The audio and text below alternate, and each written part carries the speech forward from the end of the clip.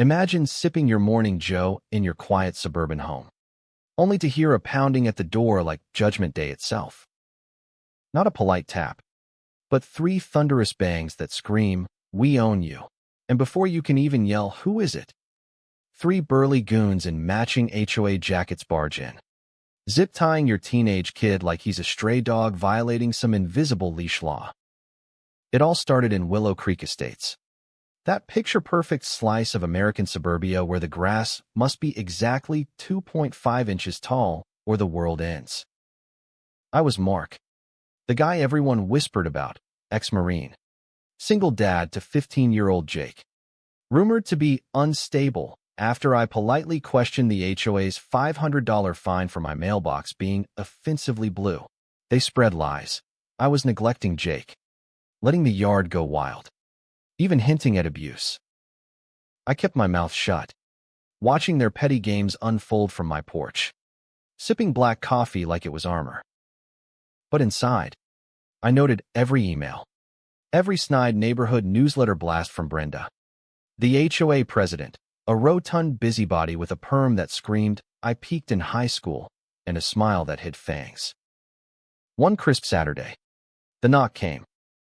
I was downstairs, Jake upstairs gaming.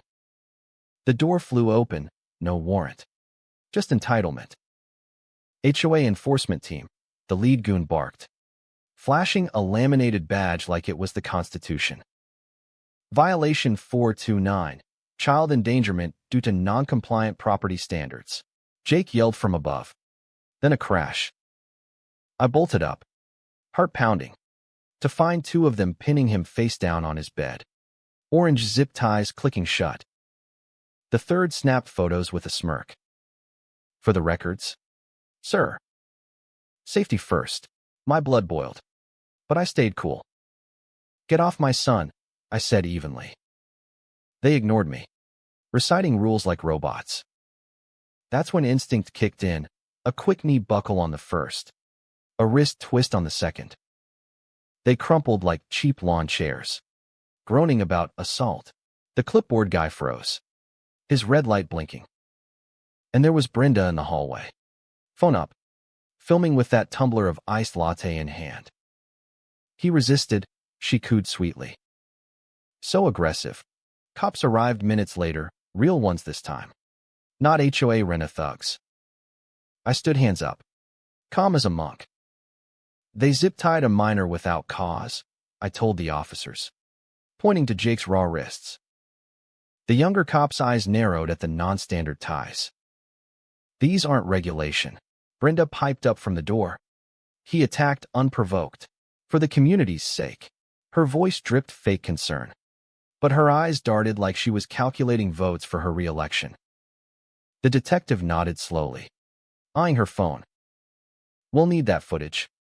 "Ma'am." She clutched it tighter. "It's private HOA property." I almost laughed, the irony of her preaching privacy while spying on everyone's trash bins. Things escalated fast.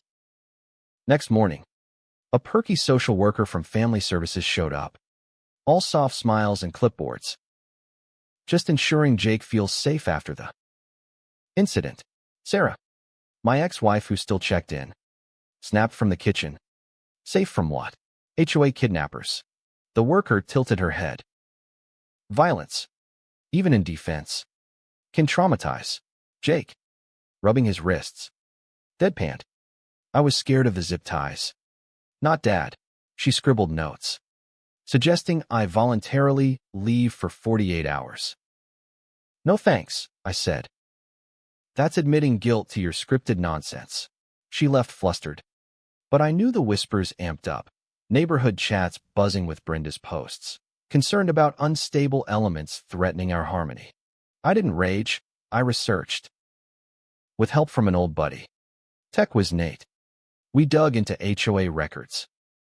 Turns out Brenda's enforcement was a sham network, flagging dissenters like me as volatile to justify overreach.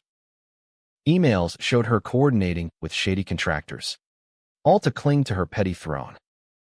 "Neutralize high-agency residents," one read. We mirrored everything, cams, logs, her own damning threads. When Brenda inspected my yard next, clipping my hedges for compliance with that ridiculous scowl, I filmed back. "Brenda, is this about rules or revenge?" She huffed. "It's about order. Your type disrupts the peace." Her face twisted comically, sweat beading as she snipped wildly, exposing her absurdity. The climax hit at the HOA meeting. Brenda, puffed up on her dais, accused me publicly. "Mark's aggression proves he's unfit," neighbors murmured. I stood, projector ready. "Let's watch the full tape." Played it all. Her goon's illegal entry, the fake codes, her filmed lies. Gasps rippled. "That's not." "Context matters," she sputtered, face reddening like an overripe tomato. I leaned in, voice low. "Context like your emails plotting to remove families who question your queenship?" She stammered. "For the greater good." Laughter erupted, bitter, satisfying. The board voted her out on the spot, her empire crumbling as cops hauled her for fraud. In the end, Jake and I sat on the porch, yard finally free of her tyranny. The neighborhood breathed easier, but scars lingered. I kept the files, a reminder that silence lets tyrants script your life. Document everything. Folks turn their cameras against them. Was Mark justified in fighting back physically? Or should he have let the system handle it, even if that meant losing his son?